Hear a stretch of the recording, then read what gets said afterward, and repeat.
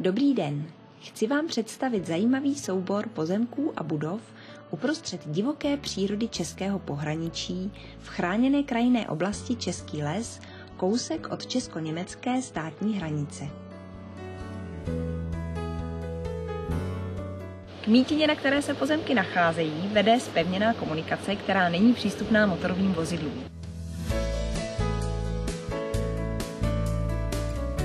Majitel však samozřejmě obdrží klíč od této závory.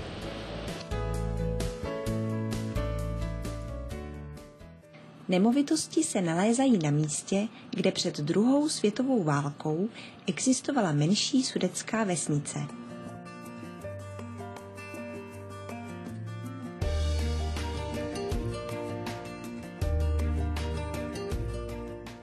Původní budova z kamenného zdiva sloužila kdysi zřejmě jako stodola nebo stáj pro hospodářská zvířata. Je v dobrém stavu, vhodná k rekonstrukci a dalšímu využití.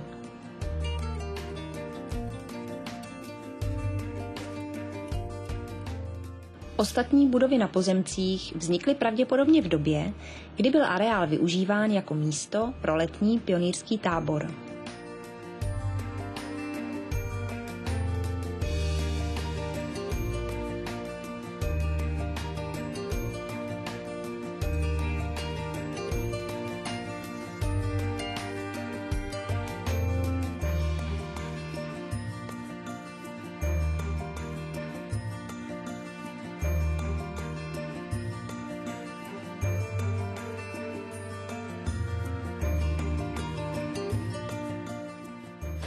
Součástí prodeje je i tato umělá vodní nádrž, ve které se dřív koupaly děti, které sem jezdily na pionýrský tábor.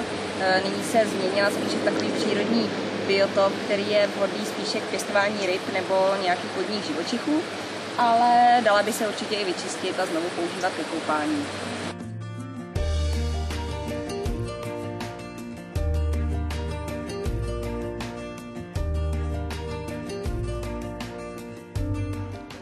Objekt lze využít k rekreaci i k bydlení.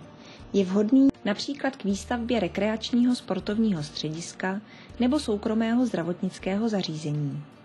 Lze jej jistě využít i k nějaké kreativní činnosti. Toto krásné, ničím a nikým nerušené místo uprostřed lesů by si zasloužilo najít tvořivého majitele, milovníka přírody, který by ocenil jedinečnost této lokality.